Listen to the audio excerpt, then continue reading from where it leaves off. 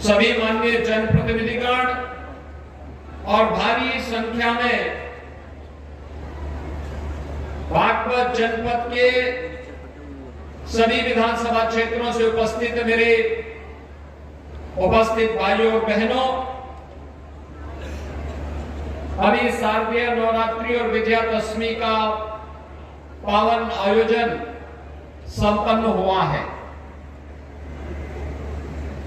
बागपत विकास की एक नई ऊंचाई को छूने के लिए उतावला दिखाई दे रहा है और आप सबकी उपस्थिति और उत्साह इस बात का प्रमाण है। इस अवसर पर मैं आप सबका हृदय से अभिनंदन करता हूं, स्वागत करता हूं। मैं किसानों के मसीहा पूर्व प्रधानमंत्री चौधरी चरण सिंह जी की स्मृतियों को भी नमन करता हूं। भाइयों बहनों, चौधरी साहब ने हमेशा इस बात को ध्यान दिया कि भारत के विकास की आधारशिला भारत के गांव है और भारत के विकास की धुरी गांव के विकास से प्रारंभ होती है।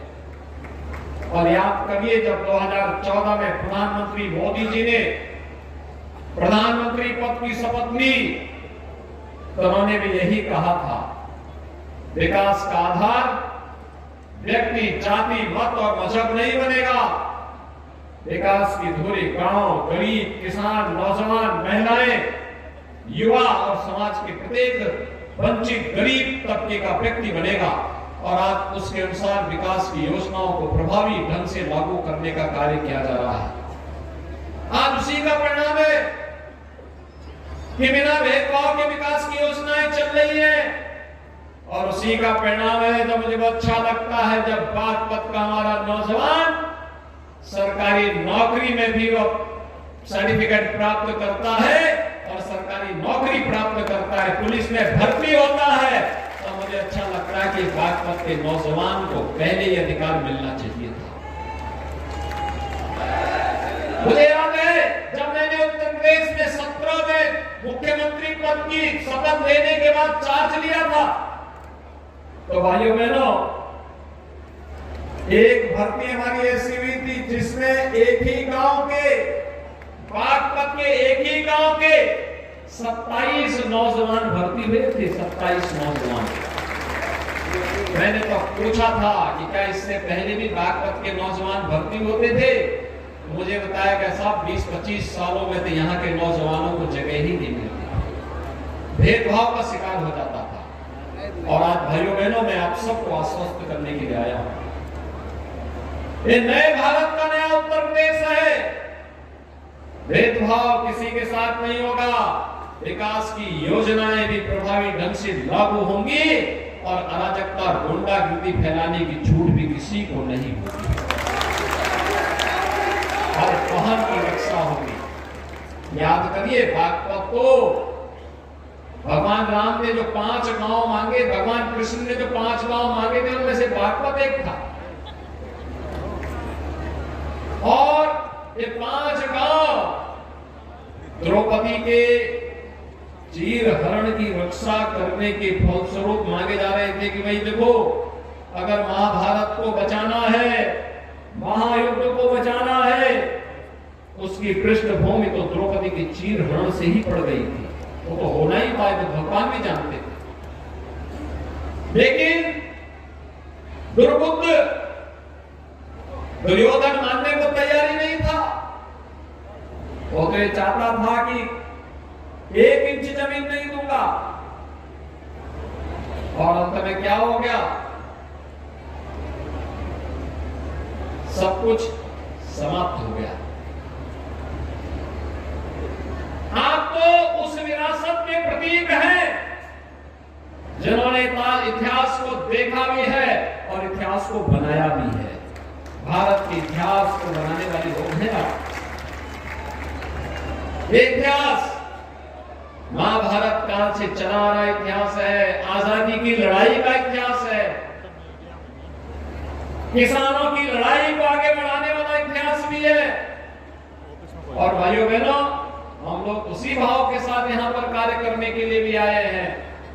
सुरक्षा हमारी प्राथमिकता है। किसी बेटी की सुरक्षा के साथ किसी उचक्के को खिलवाड़ करने की छूट नहीं देंगे।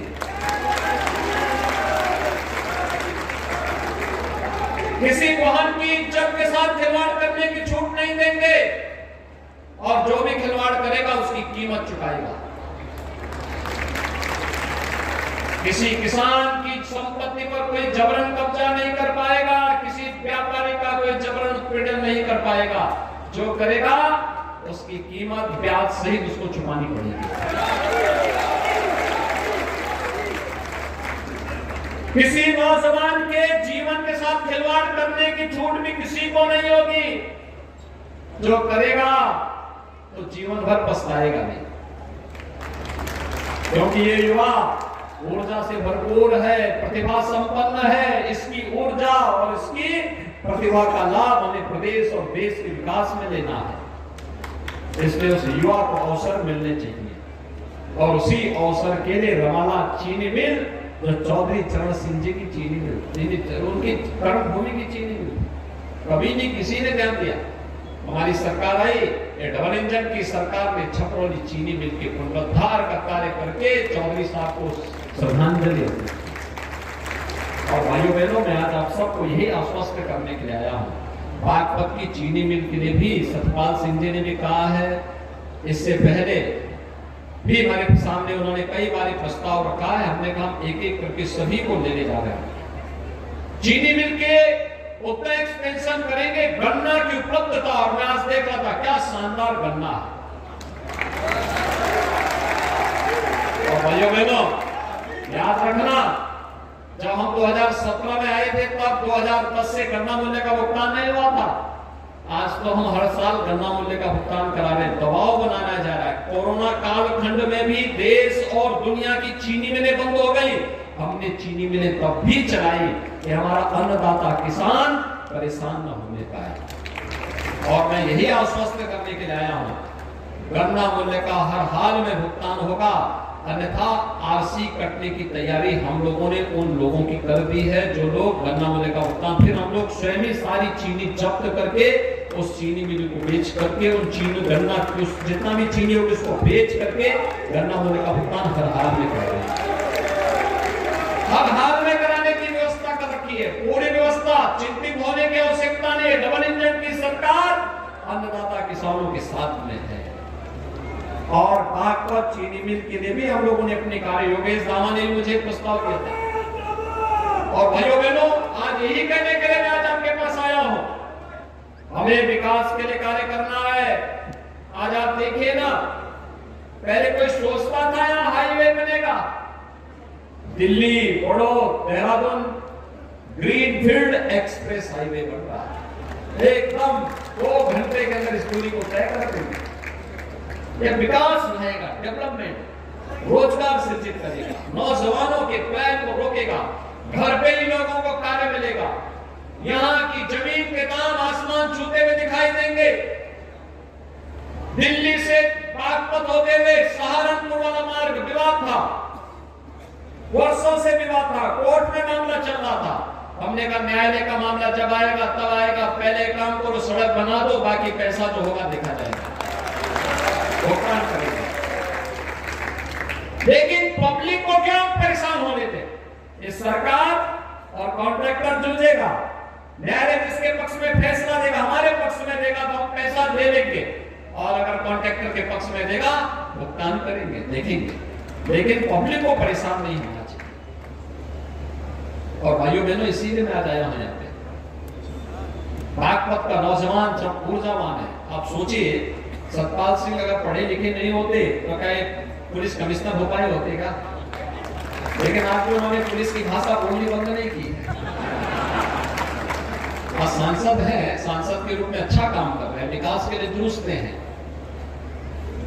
लेकिन यहाँ पे आपकी पूर्वजों ने कॉलेज बनाया, तो कॉलेज के माध्यम से यहाँ के नौजवान पढ़ लिख गए, विकास कर रहे हैं, अच्छी सोच के साथ दुनिया को देखा है, तो वो विकास यहाँ भी आना चाहिए। और विकास की इस योजना को आगे बढ़ाने के लिए मैंने इसीलिए कहा है, जनता वैदिक कॉलेज अगर जमीन के मानक पूरे हैं और प्रबंधन तैयार है, वे प्रस्ताव दे दें, सरकार को सौंप देंगे तो सरकार इसी को एक विश्वविद्यालय बनाएगी। भाइयों बहनों, ये विश्वविद्यालय अगर बन जाएगा, नए विषय आ जाएंगे, सारे विषय जो चल रहे हैं इसको तो हम ऐसे ही चला देंगे, ऐसे ही चलेगा। साथ साथ नई चीजों को भी समावेश कर देंगे बागपत के लिए, आसपास के जनपदों के लिए। अब उत्तर प्रदेश, पहले चरण में हम लोग जब आए थे, हमारे पास 6 कमिश्नरी ऐसी थी जिसमें एक भी विश्वविद्यालय नहीं था। भाइयों बहनों, आज के दिन पे सभी कमिश्नरी के लिए हमने एक भी विश्वविद्यालय खोल दिया है। हर कमिश्नरी में एक विश्वविद्यालय। और अब हम लोग चल रहे हैं, जैसे 1 डिस्ट्रिक्ट 1 मेडिकल कॉलेज, बागपत के मेडिकल कॉलेज के शिलान्यास के लिए भी बहुत शीघ्र आने वाले हैं। आज तो चूंकि बड़ौद में कार्यक्रम था, तो आज इसलिए बड़ौद में कार्यक्रम कर रहे हैं, तो बागपत के लिए भी तो कुछ चाहिए था, तो बागपत में भी आएंगे भाइयों बहनों, करेंगे। तो बागपत में, बड़ौद में विश्वविद्यालय होना बहुत आवश्यक है। यहाँ का प्रमुख कस्बा है, विकास की नए आयाम में खोलेगा, आधुनिक विषयों को पढ़ने का अवसर मिलेगा, नौजवानों को और जगह नहीं जाना पड़ेगा। हमारा युवा यहीं पे अच्छी शिक्षा देगा। और इसी को लेके आपने देखा होगा, अभी हमने बेटियों को टैबलेट दिए हैं, स्मार्टफोन दिए हैं, ऑनलाइन एजुकेशन के लिए, किसी भी प्रकार की कोचिंग की तैयारी करने के लिए, डिजिटल लाइब्रेरी के साथ जुड़ने के लिए, प्रतियोगी परीक्षाओं की तैयारी करने के लिए ये टैबलेट स्मार्टफोन उनके लिए सहायक के रूप में काम करेगा। सारा प्रोग्राम उसके साथ जोड़ करके उन्हें उपलब्ध करा दिया गया है। अभ्युदय कोचिंग चलाई जा रही है। हमारा नौजवान कोचिंग के लिए उसको कहीं देश और दुनिया में नहीं भटकना पड़े, ऑनलाइन एजुकेशन के माध्यम से उसको सारी सुविधाएं उपलब्ध हो सकती है। और उसको उपलब्ध करवाने के लिए आज प्रदेश में हम 2 करोड़ युवाओं को टैबलेट स्मार्टफोन देने का कार्य कर रहे हैं। 2 करोड़ युवाओं को, भाइयों बहनों, ये 2 करोड़ लोग, ये 2 करोड़ युवा तकनीकी दृष्टि से सक्षम हो जाएगा। और तकनीकी दृष्टि से जब सक्षम होगा तो भाइयों बहनों, इसका लाभ देश को मिलेगा, समाज प्रगति के पथ पर अग्रसर होगा, विकास की प्रक्रिया के साथ तेजी के साथ आगे बढ़ने की तैयारी होगी। और उसी लिए हम चाहते हैं कि जनता वैदिक कॉलेज जमीन की, भूमि की सभी मानकों को अगर पूरा करता है, प्रबंधन प्रस्ताव बना करके हमें उपलब्ध करवा दे, और प्रदेश सरकार बाकी पैसा लगाएगा और विश्वविद्यालय का एक भव्य रूप आपको पहले साल में उपलब्ध होगा। तो नया करना ही नहीं है, सब कुछ औपचारिकताएं आपके पूर्वजों ने पहले से करके रखी हुई। बस थोड़ा सा आगे बढ़ करके प्रयास करना होगा, एक नया बनाएगा, नई चीजें देखने को मिलेंगी। हमें विकास की सोच के साथ आगे बढ़ना ही पड़ेगा। और भाइयों बहनों, विकास की उसी सोच को आगे बढ़ाने के लिए आज मैं यहाँ पर आया हूँ। मुझे बहुत अच्छा लगा कि बागपत में आज विकास के बारे में लोगों के मन में एक जागरूकता पैदा हुई है। लोग तेजी के साथ आगे बढ़ना चाहते हैं, दुनिया की तरह आगे बढ़ना चाहते हैं।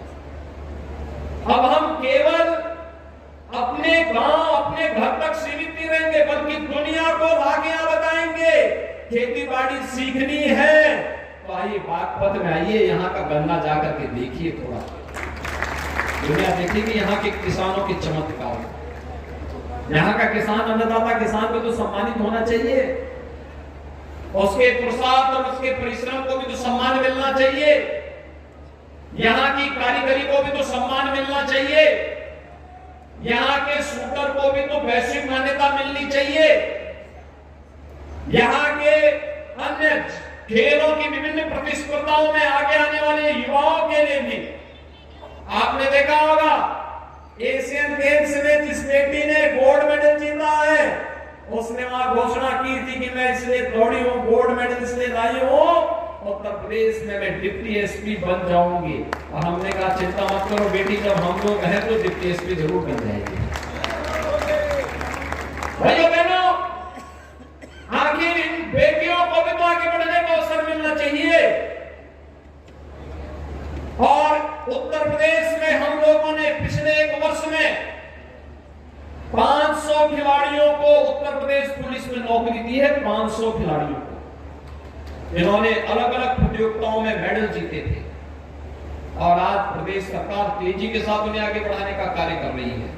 और इसीलिए आज यहाँ पर खेल कूद की गतिविधियों को आगे बढ़ाने के लिए विश्वविद्यालय बन जाएगा, तो यहाँ पर खेल कूद के लिए तमाम सुविधाएं अपने आप बढ़ जाएंगी। नई डिजिटल लाइब्रेरी बनेगी, नए भवन बनेंगे, नया इंफ्रास्ट्रक्चर आएगा, नए सिरे से संभावनाएं आगे बढ़ेंगी, नए नए पाठ्यक्रम के साथ युवाओं को जुड़ने का अवसर मिलेगा।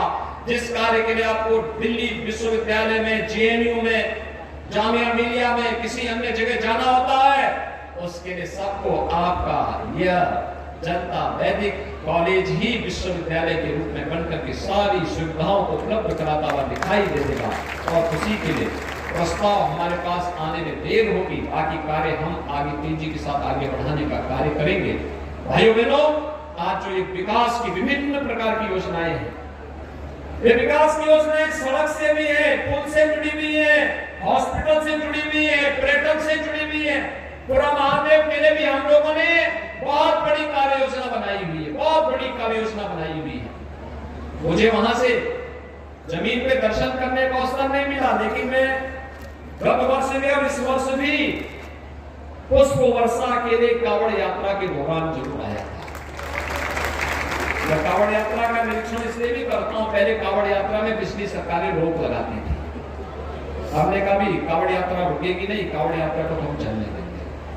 पता नहीं भगवान शंकर किस रूप में कहां पे मिल जाए।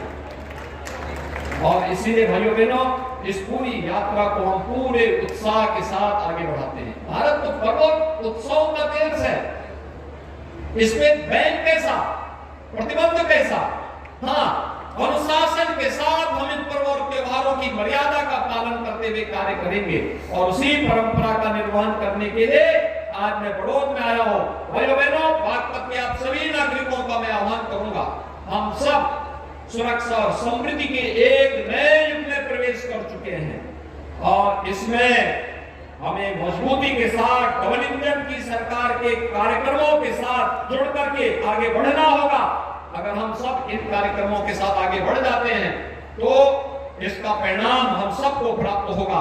आज के इस अवसर पर भाइयों बहनों, यहाँ पर हमारे जिन कार्यकर्ताओं ने इस पूरे कार्यक्रम को आगे बढ़ाया है, मैं खासतौर पर अपने जिलाध्यक्ष श्री वेदपाल उपाध्याय जी को और उनकी पूरी टीम को, अपने माननीय सांसद जी को, माननीय मंत्री हैं केपी मलिक जी, विधायक हैं श्री योगेश धामा जी, इन सभी को हृदय से धन्यवाद देता हूं कि इन्होंने बड़ौद में एक इस बड़े कार्यक्रम के साथ आप सबके साथ संवाद बनाने का मुझे अवसर दिया है। मैं पूरे बागपत जनपद वासियों को इन 350 करोड़ रुपए की परियोजनाओं के लिए हृदय से बधाई देता हूं, अपनी शुभकामनाएं देता हूं और विश्वास व्यक्त करता हूं कि बहुत शीघ्र बड़ी योजनाओं के लिए हम लोग बागपत में फिर से आएंगे। इस विश्वास के साथ आप सबके प्रति मैं अपनी शुभकामनाएं देता हूं। धन्यवाद। जय हिंद।